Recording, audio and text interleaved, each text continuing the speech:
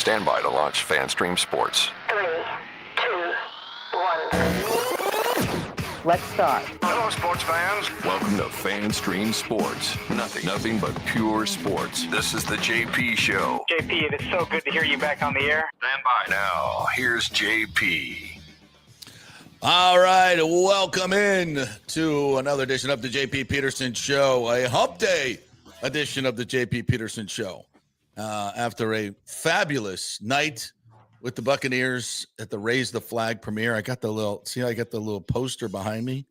Put that up this morning. Yeah, it's like a Hollywood premiere last night at the Tampa Theater, which is one of the most beautiful theaters you will ever go to. So, do you guys have ponchos in Florida? Yeah, Ponchos, we have ponchos. The restaurant. I thought you meant like to keep the rain off. Yeah, not that I know of. No. Because every time I hear Raise the Flag, I think of Ponchos, because Ponchos is like a buffet style Mexican food restaurant here. But every table, it's got a flag that you pull the thing and it raises it up about 2 feet high. And that's how you tell everybody you want more food. And they bring you a new plate of food. Food of plate. So it's Raise the Flag. No. So when I hear Raise the Flag, nothing to do with that. I think Buccaneers and Ponchos now. No, there's nothing to do with that. It has, and we'll get into a little bit of specifics. I got some video, some audio from last night's festivities. But man, I can't imagine an organization doing something like this for their fans. I mean, do all NFL teams do this for their fans?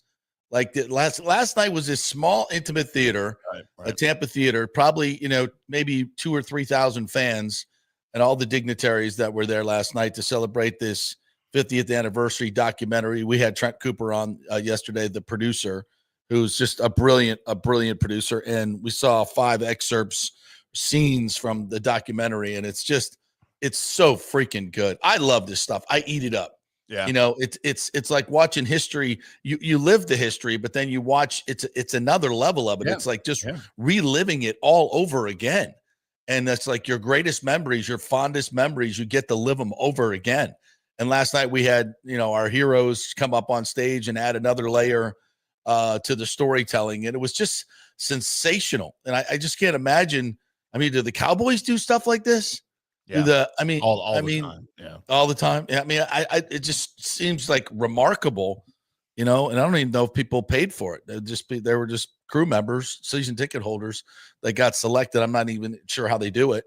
But man, it was sensational. It was sensational. And there were a lot of great stories told last night. A lot of stories I haven't heard. I've been covering this team for almost 30 years, and I just stuff we haven't heard. And that's what this documentary is all about. You're going to see layers and layers and stories of things you just had not heard. And boy, there was a lot of profanity last night. A lot of profanity.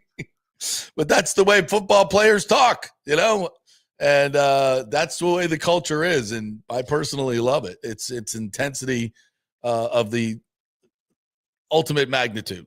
And it was so fun. So we get into a little bit of that. Pat Burnham's going to join us, our FSU insider. We're going to break down what exactly happened this past Saturday and what it means for Florida State, what it means for the ACC, what it means for the rest of Florida. And I was just watching CBS Sports HQ, which I love watching that. Me too. They're good dude, like funny guys in the morning, Zach Aldridge and one of the other guys. Mm-hmm. But they're Gators. They're big time Gators. Yeah. And so yesterday they were like showing all the food, the storming of the field for Florida State. And they're like, why don't you people act like you've been here before? Why don't they just dogging us because we stormed the field because we beat Alabama? When's the last time they beat Alabama? I don't know. The last time they stormed the field. Yeah. Well, I don't know. And I don't want to make this FSU versus Gators, but they did it. And so Brian McFadden, who actually talked to the Buccaneers or to the Seminoles team before and after the game, was there, and he was on the field. And of course, he's a big part of the CBS crew. So he came on this morning and gave the boys some shit. Like, who are you to tell us what to celebrate and when to celebrate? When's the last time you won a national championship? We just went 2-10. What the hell are you talking about? Yeah, right. We're going to celebrate. Damn right. So it was, but that's what this does now, right? Miami's good, Florida's good, FSU's good. Now, I mean, this is like the old days. Like everybody's good. USF is good. Yeah. UCF still sucks, But USF is good, and this is going to be a fun season. And Miami's good. I mean, this is the way it always was in the 90s and the 2000s. Mm-hmm. And it just makes for so much better college football season. Everybody can talk shit. It's fun watching the games. You know, when Florida's struggling, when any of these teams are struggling, you play each other. It's like when you win, it's like, we beat a Miami team 47-0. That's down. Who cares? Like, it's not even fun. It's not even fun. And I'm sure it's not fun for them to beat us when we're dogs like we were last year. But so it just makes everything so. Anyway, we'll talk to Pat Burnham about what that means. Brian Ford, COO of the Buccaneers, is going to join us at 11:30, and we'll chat with him about all the festivities last night that went on, what's going to happen with this documentary, and then all the other things that are happening for the 50th anniversary season. And there's a lot.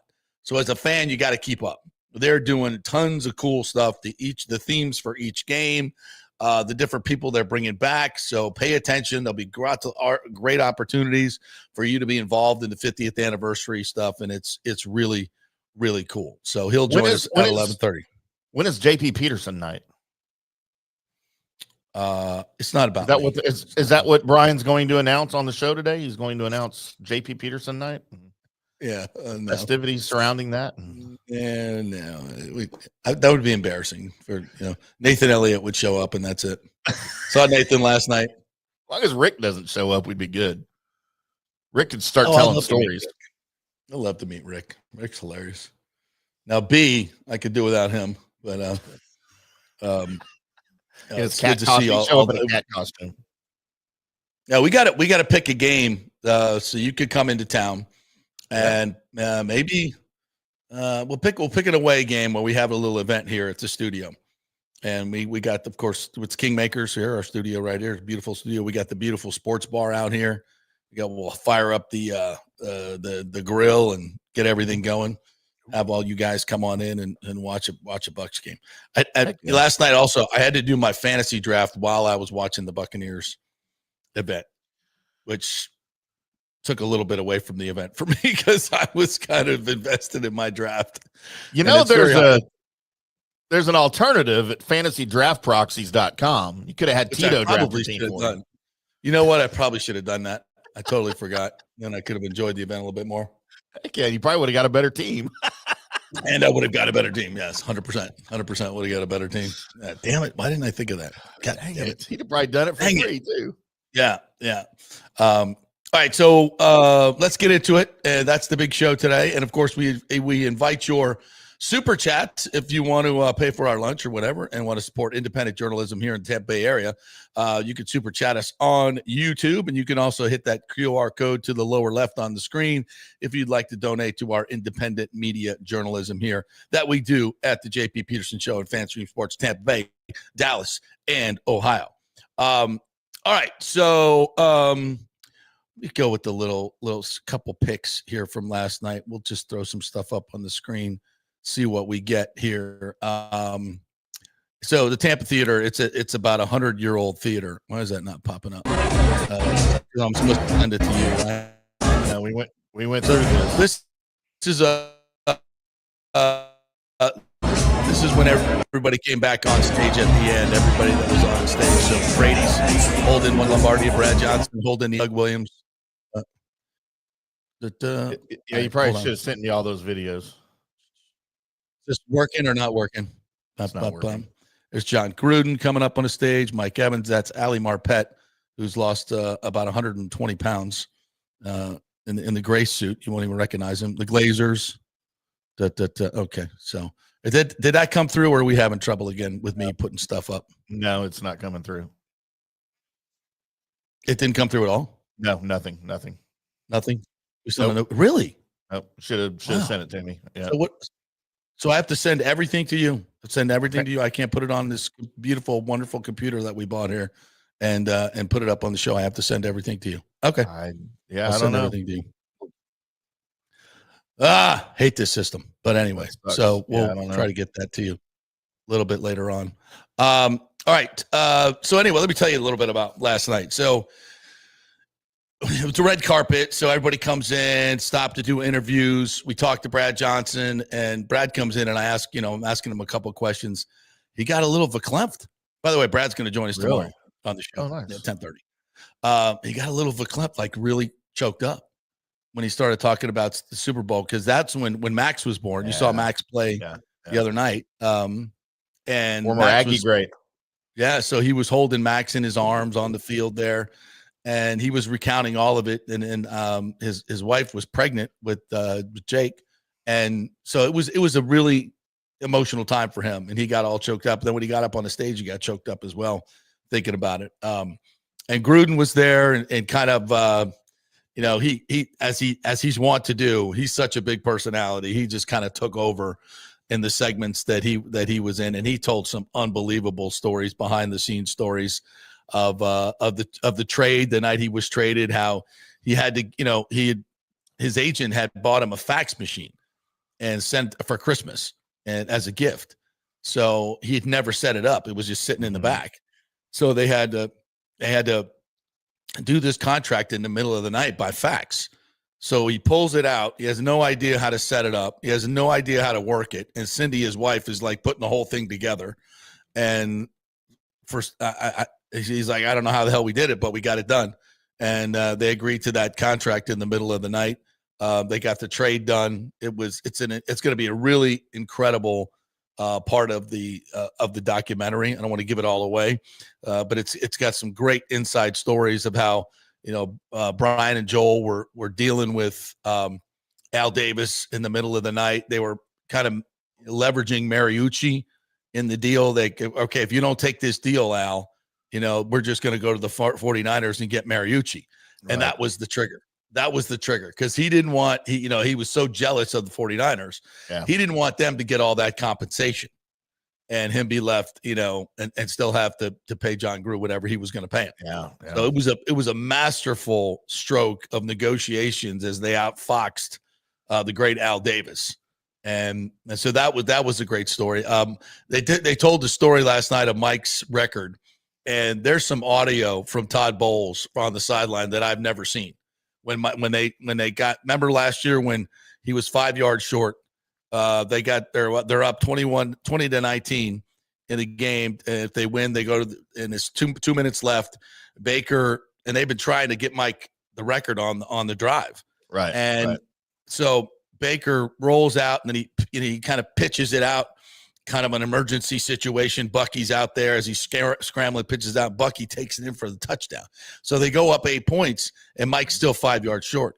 So they do get the ball back, and then it's this whole sideline thing, and Bowles is like freaking out. He's like, "Don't you fuck this up." I've never heard Bowles say the F word so much. He's like, I swear to God, if you throw a fucking interception. He's going apeshit on the side. He goes, "We're going to get this. We're going to do this. But I swear to God, if you guys fuck this up." And he's yelling at Liam. He's yelling at Baker. And he's yelling at everybody. And so, of course, as we know, he gets the record.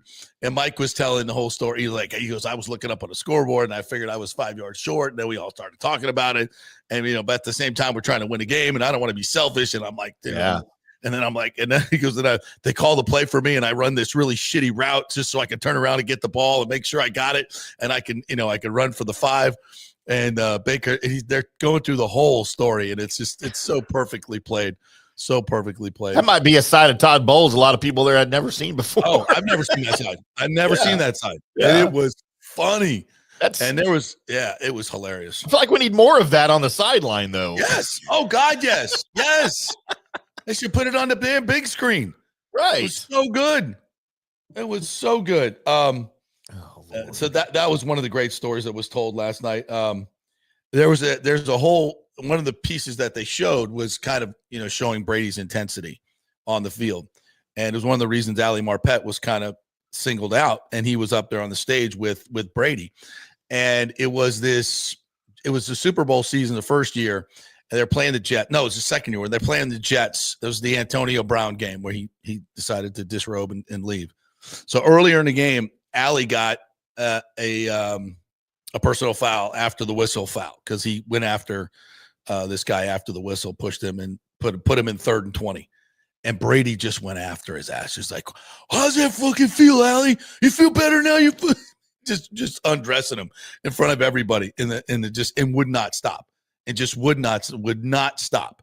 And then they run the play. They run the 3rd and 20, and Brady throws this freaking frozen rope to the outside to, I think, Bryant, and he catches it, and they convert to 3rd and 20. And they come back in the huddle. Instead of celebrating, Brady's still going at him, and they got the audio. You son of a bitch! I swear to God, if you. He's still dressing down Alley nonstop, F-bombing him, and on he's going after all the linemen at this point. He goes, "Oh, you selfish player, when you want to do," and he's just dressing them down. And then Alley's telling the story. He's like, "Yeah," because at this point we were all just kind of grinning because we just converted the 3rd and 20, and then he started to get more pissed because we were kind of laughing at him, yelling at us. And it's all these behind the scenes stories that you've never heard. That just make it so good.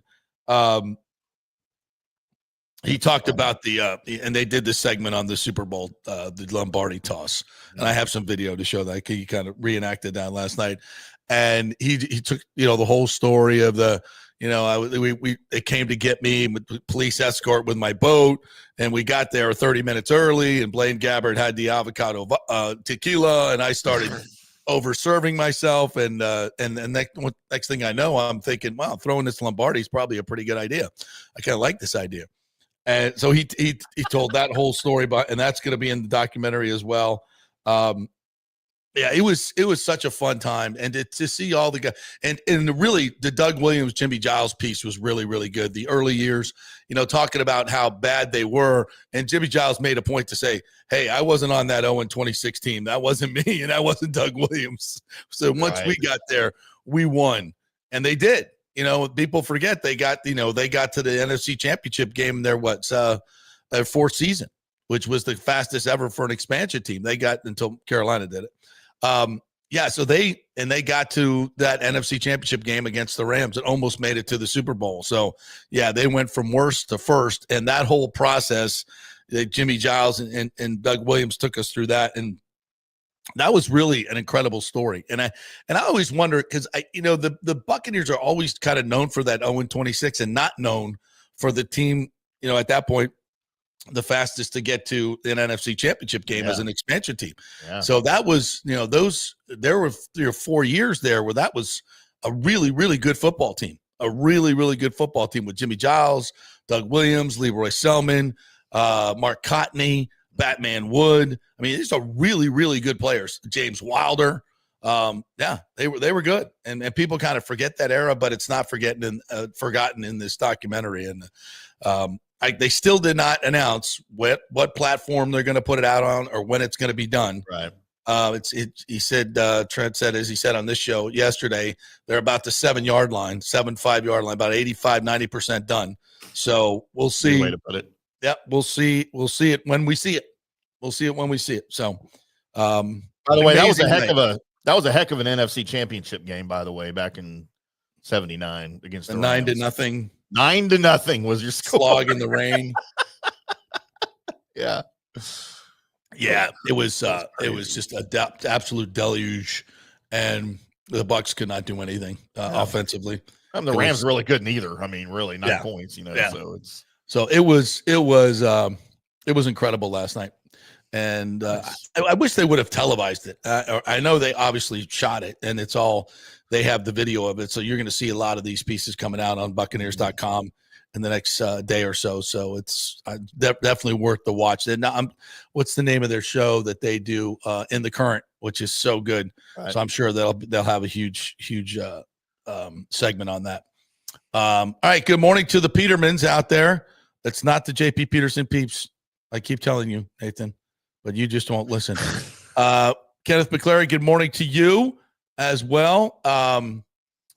As Nathan says, Raise the Flags event was awesome last night. Trent Cooper was awesome to talk with and did a fantastic job in the few clips that we saw. People were cheering, crying, laughing, and totally rocking it. The audience last night was into it. It was they were constant cheers, constant laughter. It was just so good. What else we got here this morning on this particular topic? Brian Ford is coming on the show today. That's awesome. Yes, because Joel Force will know. Yes, we are FSU buddies. We'll talk a little FSU Absolutely. We pre-gamed a little bit up there in Tallahassee. That was fun for sure. And Nathan says, Tim, come on over for a home game. Tailgate with us in lot 12 and watch the Buccaneers kick the shirt out of someone, the opponent.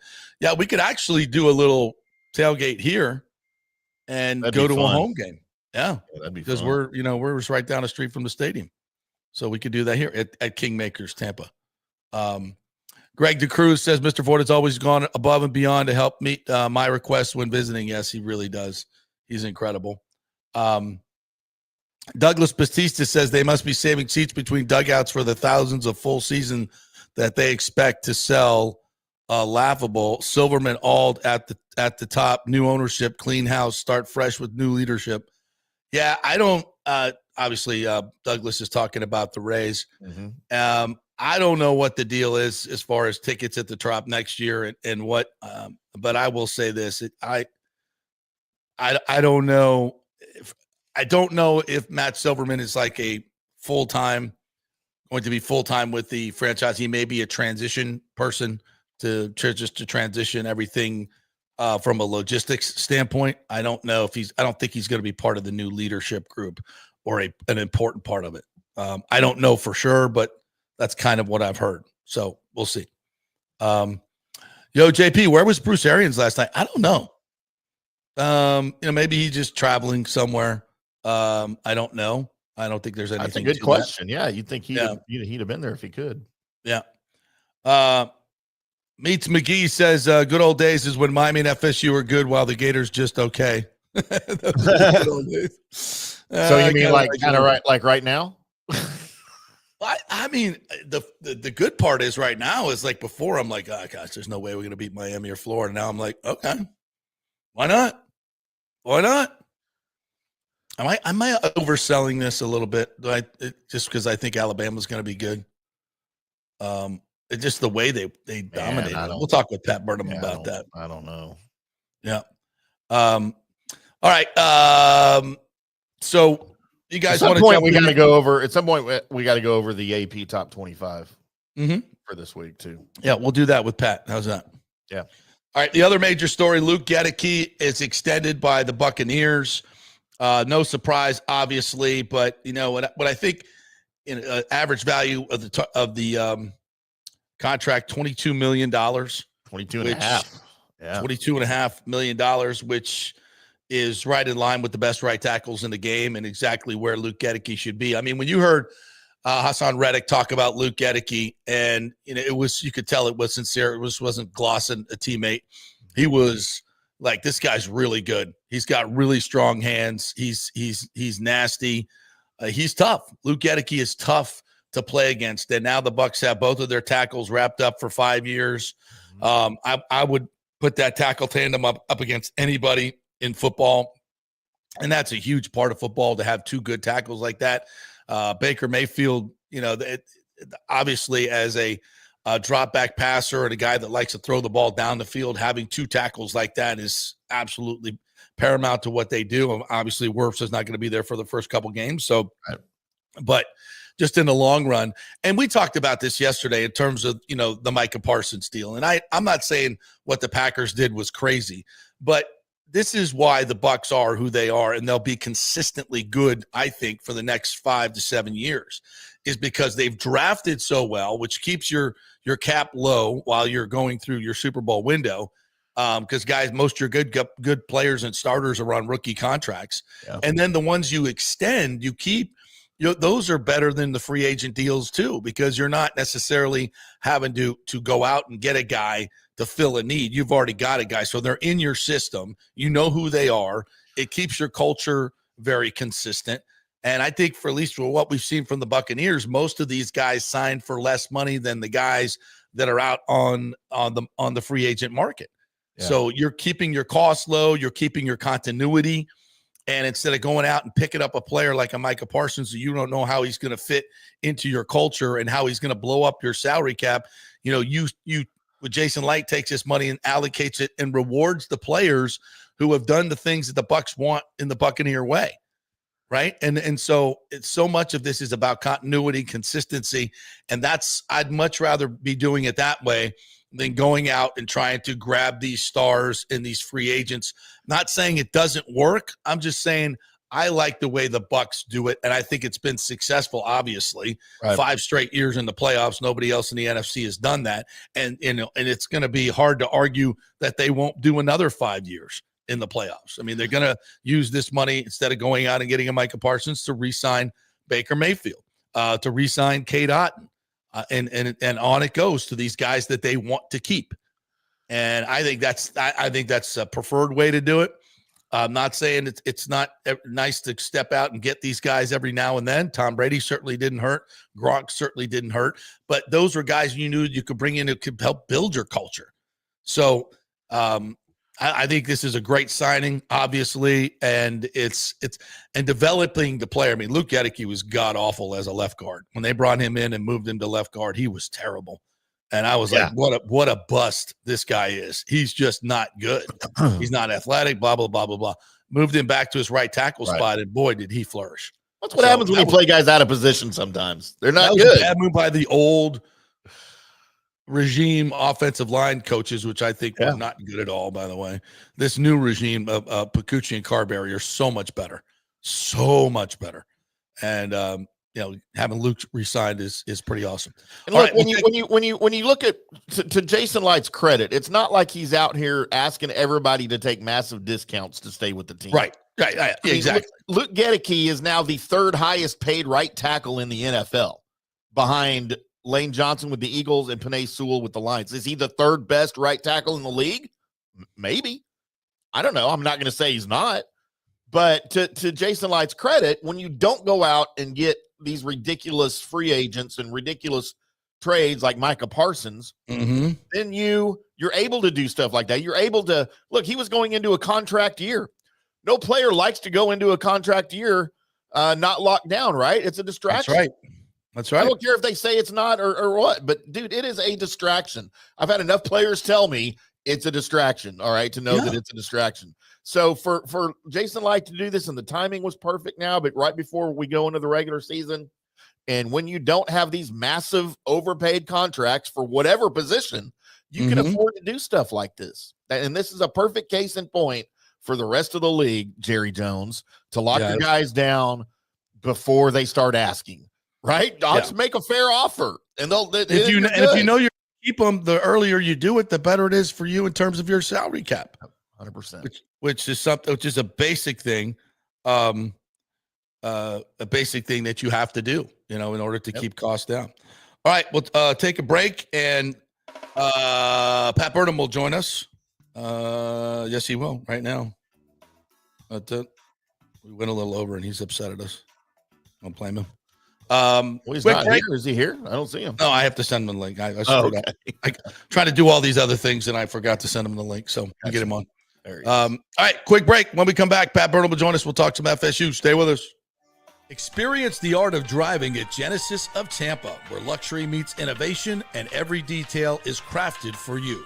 From the bold G70 to the refined GV80, Genesis delivers power, elegance, and technology years ahead of its time. Book service online, and our Genesis Experience advisors will pick you up and drop off your vehicle. If available, you can enjoy a courtesy car while yours gets a complimentary interior vacuum plus a generous offer for your trade. Every new Genesis comes with the Miracle Advantage Plan, 10 years or 250,000 miles of powertrain warranty and 4 years of complimentary maintenance. Visit us at 801 East Bears Avenue or online at genesisoftampa.com. Genesis of Tampa, luxury redefined. Italiano Insurance would like to congratulate the Bucs on their 50th anniversary season. And you know what? We've been here for every season and then some, over 60 years in business. We've seen some smart coaches with great game plans, but if you don't have flood insurance or business insurance, that's a terrible game plan. That could ruin you financially. You don't want to take that L. So call 813-877-7799 and let their friendly agents quarterback your insurance and save you big money. Italiano also sponsors our FSU report every week. So go Noles. 813-877-7799 or go to italianoinsurance.com. JP here for Riveters, our new official sports bar and grill of the JP Peterson Show. And just like our show, no BS, no corporate chain feel, just amazing, authentic folks serving great comfort food in a casual atmosphere at unheard of prices. Riveters is located just south of Raymond James and Steinbrenner Field on Dale Mabry, walking distance to the park. So free parking, great place for pregame and postgame. Let's talk about fresh food. Nothing is frozen. Burgers, wings, prime rib, roasted fresh daily, never frozen. That makes a huge difference. The mahi, the salmon, also super fresh. All our sauces are original recipes made in-house. Our Warhawk chili and fully loaded potato soup is made fresh in-house. It's the best food anywhere, served by people who actually care. Riveters on Dale Mabry, just north of 275, just south of where the Bucs and Rays play. We'll see you there. Are you looking to renovate your home, rebuild after the hurricanes, or build your dream home from scratch?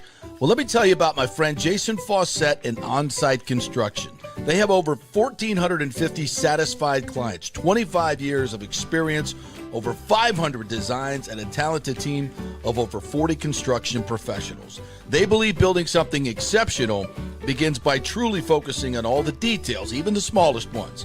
We understand that construction can be a daunting process, and we're here to make it as smooth and stress-free as possible. Quality is non-negotiable at On-Site Construction. We use the finest materials, employ the most skilled tradespeople, and adhere to the highest industry standards to deliver a product we're proud of and that you're going to love. Our project management is meticulous with a focus on completing projects on time and on budget. Your happiness is our primary driver. So give us a call at 813-579-5789 or check out our incredible website at onsiteconstructionfl.com. Are you having legal issues with a business partner or other legal business issues? The attorneys at Walters, Levine, and DeGrave can help. Call 800-616-0384 for a free consultation. At Walters, Levine, and DeGrave, we've redefined what a law firm can be with top-tier attorneys, personal service, and 26 years of success. From business law to civil litigation, we deliver smart, client-focused solutions. Walters, Levine, and DeGrave recently won a $6.4 million jury verdict from a large real estate developer, and they can win for you too. Walters, Levine, and DeGrave. Let's solve it together. Not attorney spokesman. For a free consultation, call 800-616-0384 or go to walterslevine.com. Offices Tampa, Sarasota. Let's go. Right now, back to the show on FanStream Sports. All right, welcome back to the JP Peterson Show, coming to you live from the Kingmakers Tampa studio. Kingmakerstampa.com is where to go to join this incredible private club that we have right here. By day, it is a office space for you. We've got private offices, a stylish conference room that you have access to, this beautiful studio here that you have access to as well. Take the wide shot. You can do it all right here at Kingmakers by day. And then at night, you can have fun with our golf simulator, our sports bar, all kinds of cool stuff. There you see it. We got nice accoutrement, all kinds of fun stuff here in the production studio. That can be yours if you join KingmakersTampa.com, the home of the JP Peterson Show. So check it out. All right, let's bring in our FSU insider, the man, the myth, former assistant coach, former college player, all-around superstar, and the co-host of the Burnham Brothers College Football Podcast, which you can hear right here on the FanStream Sports Tampa Network. The great Pat Burnham. What's up, brother? What's going on, JP? Fun weekend in Tallahassee, I see, for you. And I'm sorry I wasn't in town, but I certainly was impressed by what I saw from the Florida State Seminoles on Saturday afternoon. And listen, the first text I got, or first phone call, I don't remember if it was a text or a phone call, was from a guy that used to work for Mike, and he goes, "I told you he was the guy." And listen, you know, it was a great day for Florida State. Listen, a great weekend of college football in general, as long as your name's not Bill Belichick. So it was a fun weekend, fun in Tallahassee. And listen, certainly, I think if we're all being honest, I think if you're not a Florida State fan, you probably didn't. You probably, if you're a Florida State fan, you're probably hoping they would win. But certainly coming out this weekend, certainly resets all expectations that I think I have for this program this year. I think for everybody. And listen, an impressive win I've heard a lot of people talk about this might be the greatest win in Florida State history. I'm not sure about that, but It's a little overboard. It's probably the greatest win in the Mike Norvell era of Florida State football. But yeah, listen, man, so impressed with what this team did. A lot of questions coming into this season, and they just came out and kicked Alabama's ass.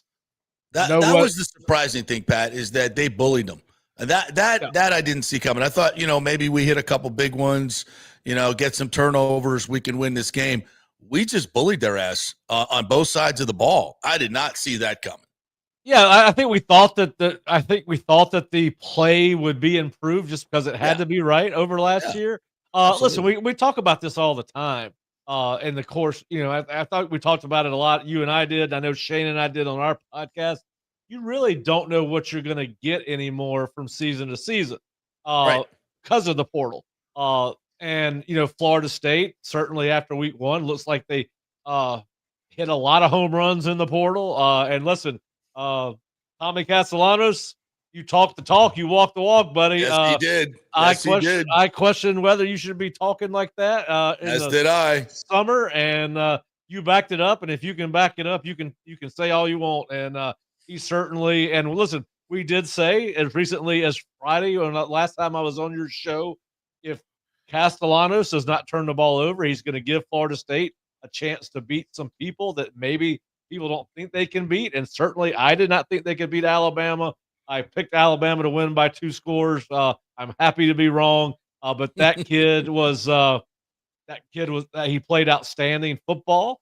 Ran for 86 yards, maybe a little bit less than that after a sack.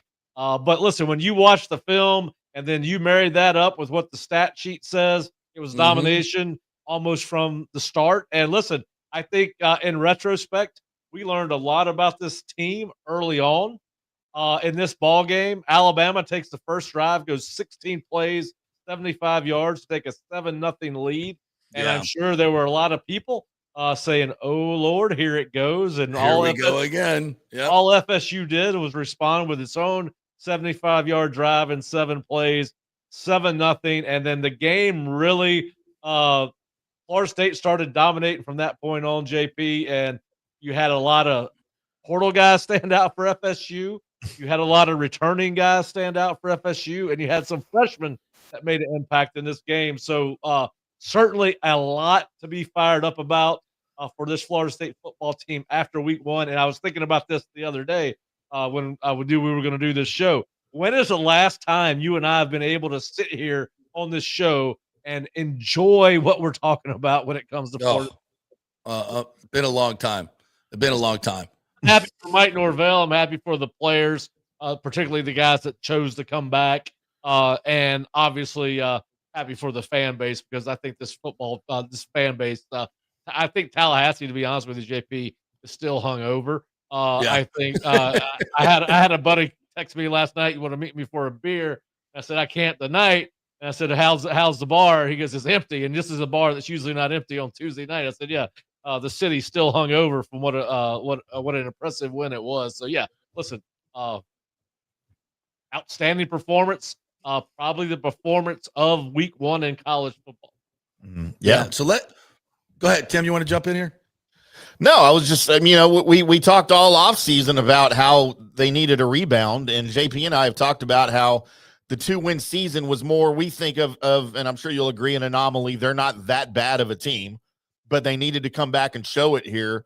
And I wasn't sure they were going to be able to show it against what many people think is a really good Alabama team.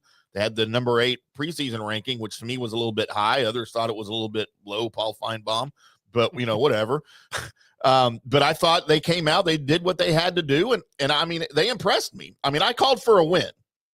I called for the outright win, but the way they won, I was highly impressed. I think it's just what the program needed. It's just what Mike Norvell needed. Oh, it definitely. That's you? Yeah. I'm going to give you access to my Hard Rock account, buddy. You did that, absolutely. JP. Remember, I called for the outright win, and then you gave me crap about it, and you're like, "Well, all right. I wish I had your money." I think he did tell us on Friday that he was picking Yeah. Florida State. I did. I'm sorry. I had a lot to drink over the weekend. My bad. Yeah, you did. I saw the picture of you and Dave Roberts and Bill Reagan. Boy, y'all look like y'all were about not all the halfway in the bag. Y'all look like y'all were through the bottom. Y'all look like y'all through the bottom of the bag. That was about 11 o'clock at Bowden's. Yeah. So Hey, we started at 10 o'clock. So, and I have Brian Ford to thank for that. Yeah, you do. Did you get did you get the fan stream free the free bar tab from Dave while you were there? I hope. As a matter of fact, I did. As a matter of fact, there you go. All right. Well, listen. I do to go back to what your point, Tim said about Mike. This was I think it kind of vindicates Mike. I think there were a lot of people questioning whether he was the guy after last season. What we've said all along is that, listen, I had a college football coach hit me up in the middle of last season saying, "Hey, I don't think he's got a lot of help on offense." Clearly, the upgrades on the staff, on the assistant coaching side, showed itself. Yeah. We knew they needed a new voice on defense. This was a more talented team last year than a 2-10 team. So there were some issues. You just exactly sure where they were. Certainly, Herb Hand, Gus Malzahn. You get a bump there. But listen, you look at this thing. You look at this thing, man. I mean, they bullied them up front. The offensive line guys were certainly a hit. Luke Castellanos a hit. Center. Yeah. Oh, he had a great game. Listen, the fact that those guys, I watched some of the All-22 tape, and the way they communicate along the offensive line is certainly better last year. Stunt and blitz pickup was excellent. They were physical. You saw right off the bat, you saw hustle from this team, physicality from both sides of the ball. You saw, a lot of guys on the front line, defensive line, offensive line, all step up. Earl Little, finally, we saw what everyone's been talking about. I remember when Tony White came out this spring and said he is him, and I was like, oh, he's overselling the guy. He didn't do anything last year. Well, he certainly looked like him on Saturday against Alabama. A lot of reasons to be fired that hit up. At the goal line that he had was that was Derek Brooks-esque. Yeah. Well, I mean, you look at it, 230 rushing yards to 87. Third down, FSU 5 of 12, which is almost 50%, which is great. Alabama only 6 of 17, 33%. That's about probably where the bottom half of the college football exists in that stat. You get some in the high 20s, really bad teams, a little bit lower than that. Then they played on the other side of the line of scrimmage. FSU 10 tackles for losses / sack. It was actually three sacks, 7 TFLs. Alabama did not. 1 sack, 3 tackles for a loss. So certainly, I think reset what we all think about this team, what the potential for this team is. But you got to be. I sent a text out at 9:45 left in the third quarter that this game was over, and this game. This is how dominant it was. This game was over before it was over. At 24-7, that ball game at 9:45 was done. Alabama was if not for the Jalen Lucas punt gaff. This is a three score game, 4 score game. So I don't have enough platitudes to throw around. I was very impressed with Darrell Jackson, Mantrell Desir, the true freshman was unbelievable. Is this all coaching? I mean, because a lot of these kids were here last year. I mean, and the coaching staff was awful, and they made the necessary switches. So, but it's accountability and coaching. So much of college football is that because defensively, because there's some same guys. Yeah, you got some of the same guys for sure, but yes, I think some of this is coaching. I mean, I think I told you guys when I went to my last official act as a member of the FSU media was going to media day when Mike has his luncheon, and I spent 10 minutes with Herb Hand. I had spent a lot of time with Alex Atkins over the course of the 4 or 5 years he was with the program, and I felt like I was talking to an offensive line coach when I talked to Herb Hand. I mean, I told you guys that on the show whenever I came on after that. And then listen, Tony White, we talked about his press conferences and practices we did not get to see. And he, was holding these guys accountable, not by name in the press, but, he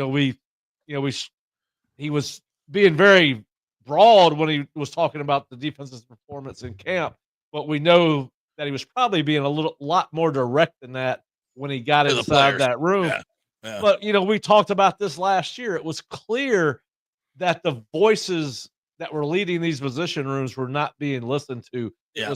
It's clear after Saturday, at least for 1 week, at one game, whatever they were selling to these kids, they bought into. They bought into it. The question is, Pat, do they have staying power? Is it a one game? Is Alabama bad? Everybody wants to talk about how poorly Alabama played and, had nothing to do with Florida State. And of course, that's going to be the ESPN narrative.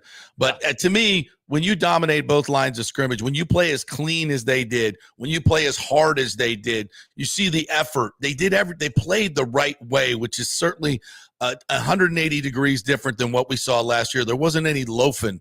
It was just a completely different experience. And to me, that tells me there's staying power here. Like this is a team that can go toe to toe. Look, Alabama has 33 5-stars. There's not a more talented team in college football. If you can not just beat them, but beat them down and embarrass them and out physical them, that's staying power. That should transfer to Florida against Florida. That should transfer against Miami. That should transfer against Clemson. I'm not saying they're going to beat all these teams, but I'm saying right now, I didn't think they had any chance going into the season. Now I'm like, you got Miami at home. Let's go win that game. Yeah. Yeah, listen, I think it's a disservice to Florida State not to give them more credit for this win. To your point, they dismantled Alabama. Now, is Alabama what we thought they would be? Maybe, maybe not. They certainly had some effort issues, but that's not Florida State's fault. Florida State came out and listen, we called Florida State on the floor last year for what they did wrong. And I think when it comes to football, I try to be upfront and tell you exactly what I think. And what I think is that Florida, I don't give a crap what people are saying about Alabama.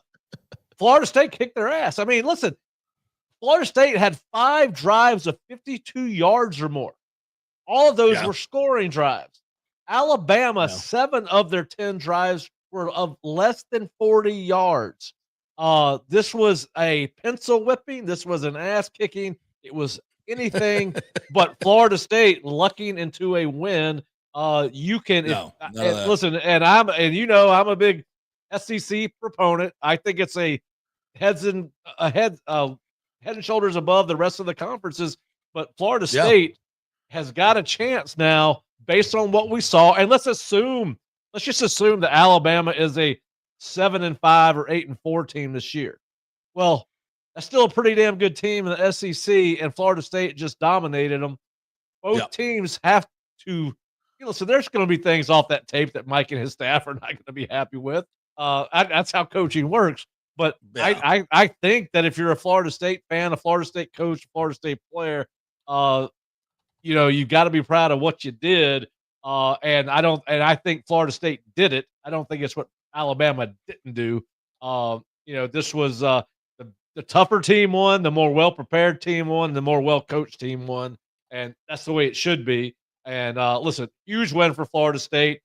I think I don't want to get out over our skis. I talked to somebody that was at Virginia. I put out a tweet or something on Friday that Saturday night or Sunday that, hey, Florida State should be 4-0 going into Miami. I don't want to get ahead of out over my skis, but certainly now Florida State, East Texas A&M, hopefully, should be a win even if they walk through it. These are glorified practices. Yeah. And that's Kent good. State. Then you get Virginia on a Friday night. Then you come back home to play Miami, and you got an off week in between all of this. So listen, I think that, as you sit down and start to say, hey, if they are mature enough a team to be consistent and not fall into a lull against one of these lower half ACC teams, they are going to put themselves in a position later in the year to be a part of the conversation for the ACC conference and potentially beyond that. And I didn't see anything from Miami that made them look unbeatable. Certainly. Now, listen, Notre Dame was a good team. That game, that was a good game. Listen, I wasn't overly impressed with what I saw from Clemson, although LSU one hell of a defensive line. We'll see how But Florida State Cade Klubnik grow. he didn't look that. Everybody's telling me he's the number one pick in the draft. I didn't see that. I didn't see that at all. Some incredible connection that he has with these great wide receivers. I didn't see any of that. I know LSU's good, but that they didn't impress me that much. I think of all the weekend games that I saw, the team that was most impressive that I saw was maybe TCU. But that was, consider the opponent. I thought FSU was the most impressive team I saw all weekend. Yeah, listen, I was watching one of my favorite shows is Inside College Football at CBS with New Heisel and Brian Jones and that crowd. I was surprised that it took them. I think the FSU game was like the fourth block in their opening segment. And to me, it should have been number one. I think it is a story of the weekend. Now, I know of course it was. I know everybody wants to talk about Arch in Texas and Miami, Notre Dame because of the brands. I don't think you get Alabama and Florida State are pretty big brands. Yeah. To me, it's odd that it's not the biggest story in college football right now. It's one of the bigger ones, but it should definitively. And some of those guys on that show back me up when they're saying, "Hey, that was the biggest." Obviously the producers didn't think that, but the I tell you what, USF put it on Boise State 34-7. And I was at both of those games, and both of those games shocked me for the physicality of the underdog taking it to the favorite. And I don't know what's going to happen in the swamp this weekend, but if I'm Florida Gators, I'm on watch because I'm going to tell you what, Byron Brown is a freaking hoss. Yes, he is. To take down, and he's got better receivers this year, more athletic receivers. They've got a good run game, and their defense is completely different. They've got some depth up front now. They got two linebackers that are really, really good. And they've got some defensive backs that'll come up and smoke you. So I don't know if USF can win, but that's going to be a fun one to watch. What do you think? Well, I had him as one of my top 12 performances of the weekend, opening weekend. Now, listen, we all play around on social media. We all kind of, I'm trying to go. It's hard not to go based off, you got to have some starting point for expectations. And a lot of that's done from the polls. And a lot of reason I'm giving USF credits because they beat a ranked team that was ranked in the preseason. It was more than that. It's about how they beat them, right? I mean, they absolutely dominated Boise State. I've got them in my week one top 12 playoff teams. If the season had ended today, I had USF in based off that one performance. Try not to go back and look at what happened last year. I do think that confidence and momentum are real in football. JP, played, college football. When as a team, when you're playing well and you're going to play well, that doesn't mean you're going to win, but it gives you confidence, right? It's the confidence factor. Yeah, that makes you play hard and downhill and fast and. Yeah. So, hey, listen, I was at USF for 7 years. These games for guys at USF, the Florida games, the Florida States, the Notre Dames, the Auburns, all those games, when you're playing against a Power 4 team in a group of 5, I'm not going to say it's their Super Bowl, but it does take on extra incentive for this team. So I do think they will go in there. Florida's got some big names coming after this week. Is this a game where they walk in and say, it's little USF Tampa? They can look past them. Absolutely. Yeah. Yeah. So listen, I would be it's certainly a game that probably before last week, I was not going to necessarily watch when I sit down on Saturday, other than maybe flip by it a time or two. It's certainly got my attention now, particularly after that performance they had against Boise State. What else caught your eye this weekend? Any other, well, listen, I didn't even watch any of the Florida LIU game. I didn't watch that. I talked to Lagway played well. Yeah. Yeah, I talked to one of LIU's coaches on Sunday, and just to get a kind of a beat on Florida, and he was like, "Boy, they're big." He started talking about some of their young guys, how talented they are. But no, I think. Listen, I think there's been a lot of overreaction. I think the overreaction to Arch Manning is interesting. The media built him up. Now they're tearing him down. Arch didn't deserve that. Listen, That's what we do. Now, did he play great? He did not. You can go back. I've seen the Twitter tape of every throw that he had. He was certainly flustered on multiple occasions. He was off target, but he was at Ohio State, possibly the defending national champion, playing against the NFL defensive coordinator. I think the overreaction to does he have improvement to make? Certainly. Yeah. But I think people just crapping on him for the sake of crap. It's week one. Let's not have too many overreactions. Yeah. I mean, let's see what happens. I mean, does he have to get better? Yes, he has to get better. But that was a hell of a defense he played against. LSU better than I thought. I'm not a huge Brian Kelly fan, so I'm going to admit that. But certainly he got off he had trouble with season openers since he got to LSU. So that was a great start for those guys. I thought that it was interesting to see that Utah went out and spanked, totally throttled UCLA and Nico after that $4 million, and they got some issues there. I think the Iowa State-Iowa game, Iowa State looks for real. Listen, it's hard to believe Iowa State's going to be 25% of the way through their season by the time they're going to be at the end of their third game by the time they get to Iowa. Football happens fast. I think Iowa State is a legit team and a team that I would keep an eye on. We'll see how they do against Rocco Iowa. for Heisman, baby. Yeah, Rocco for Heisman. They've already beat a ranked Kansas State team. Now they've got the biggest game of their season against Iowa in the Cy-Hawk game. So Rocco Beck looks like he's the part, and Matt Campbell is doing what nobody else has been able to do at Iowa State. Yeah, he's damn good. All right, Pat, you guys going to drop a podcast today at 3:00? Yep, we're gonna tape live one at 12, and we'll drop that thing at 3, and we're gonna kind of go back through the college football weekend, talk a little bit about more Florida State, and hit on just about every major game, and then talk a little bit about what some of these coaches said, and including Mike Gundy and Dan Lanning's war. Oh my gosh, we got a dust up. Yeah. I don't see how coaches are like ripping other coaches for having NIL players and paying their players. To Lanning's point, who did Oklahoma State have on their? Is it UT Martin they played? Yeah, I think so. UT Martin's budget is probably lower than there. Yeah, lot less than Oklahoma State's. In relativity, they're probably about the difference between Oregon to Oklahoma State as Oklahoma State is to UT Martin. Yeah. So fun. I'm just glad college football season's here. Yep. I wish we had a Thursday night game, but they got that for the NFL this week. So Hey, dude, how was Cowboys get their ass kicked?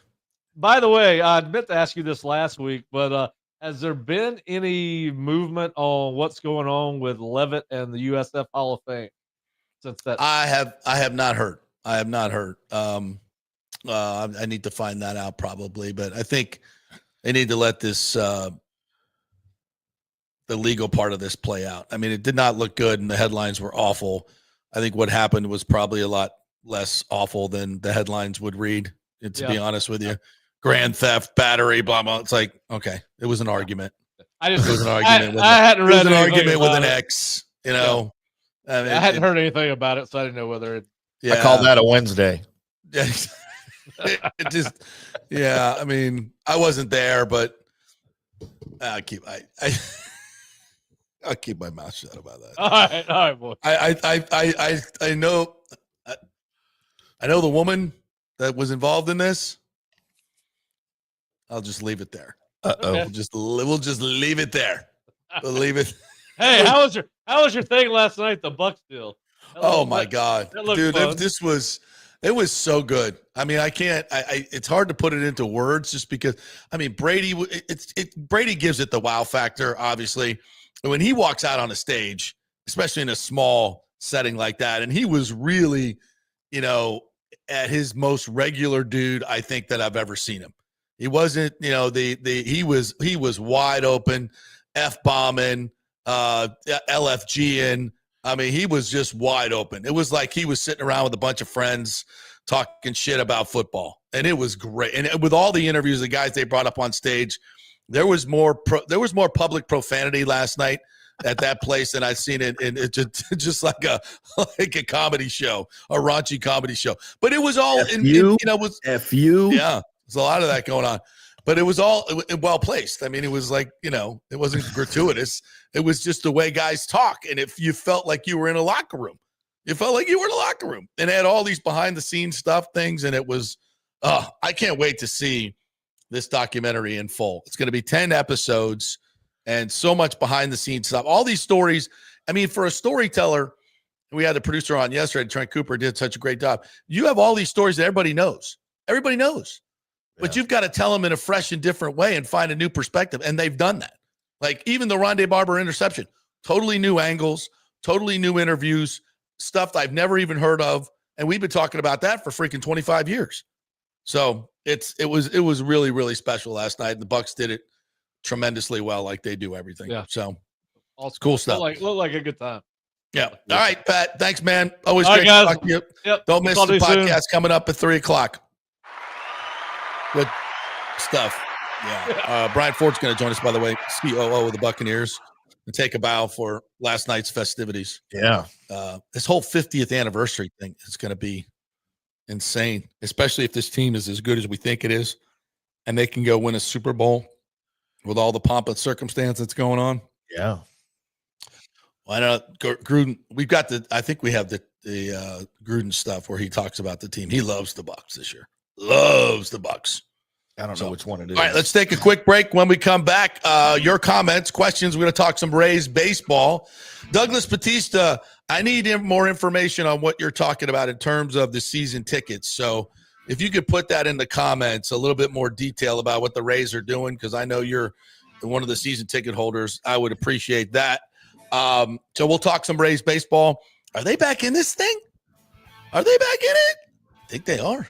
Talking about that on the other side. Yeah, the Riveters is where to go to watch Rays baseball before and after the games.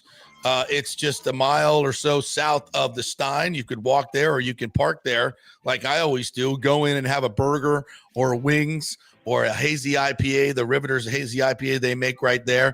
And then you Uber up to the game. So that's all cool. And then you come back and have a little post game. So you have to pay $23 for a beer at the park when you can just buy it for $5 or $3 or a domestic draft at Riveters. Great food, great staff, great atmosphere. Riveters, Tampa. Back in 3.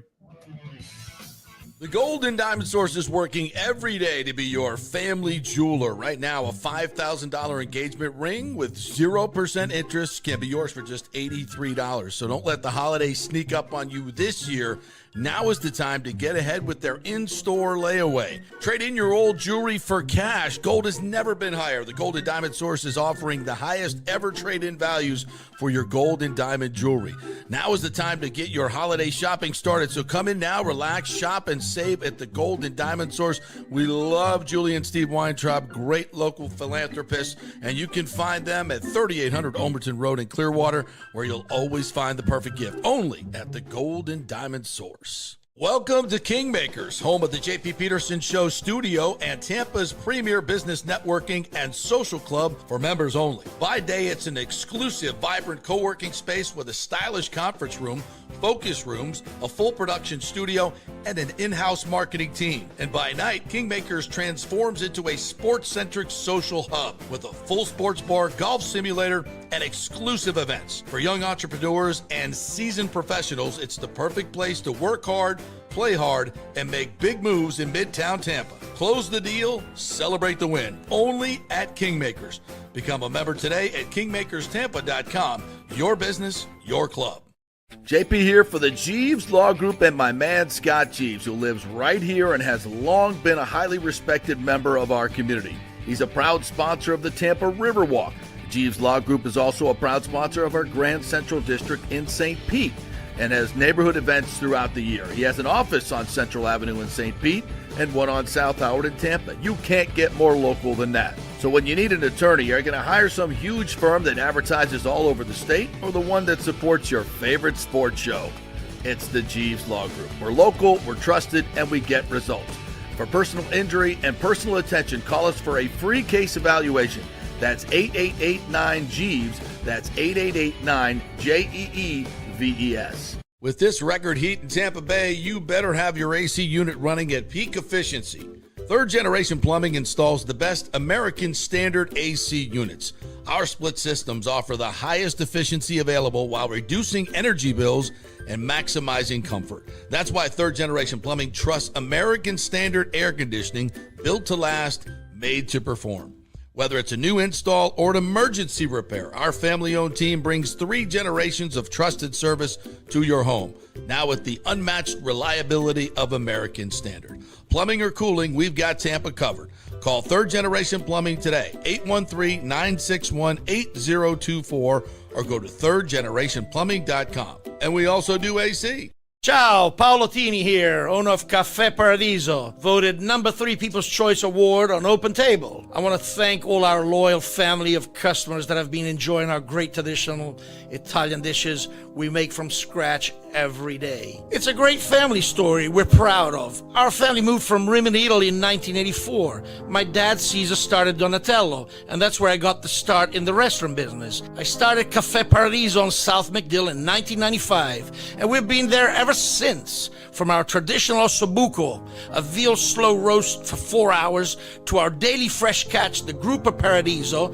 with a piccata sauce and lobster claw meat, homemade pasta like lasagna, farfalle salchicha, which is a bow tie pasta homemade with fresh sausage. Hold on a minute, JP's favorite. I love it. So come and have a glass of wine with me on South McDill. Get a reservation on Open Table and see all our 5-star reviews. Ciao, see you soon at Paradiso.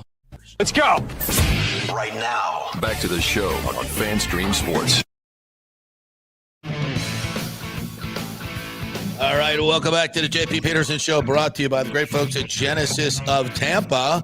If you have not been out to the new dealership right there on 801 East Bears, we did a remote from there a week ago, actually. And Mike Murphy, the owner, said if FSU wins, I'll make your first payment. But you had to get the test drive. So did you do that like we told you to last week? He might even still honor that. I don't know. Go on into Genesis and find out, and just take a drive in one of these cars. They are as luxurious and well-built as any of the great luxury cars, and it comes at a fraction of the price. And they have great deals going on at Genesis of Tampa. So go see them at 801 East Bears and tell them JP sent you. Doesn't hurt to ask.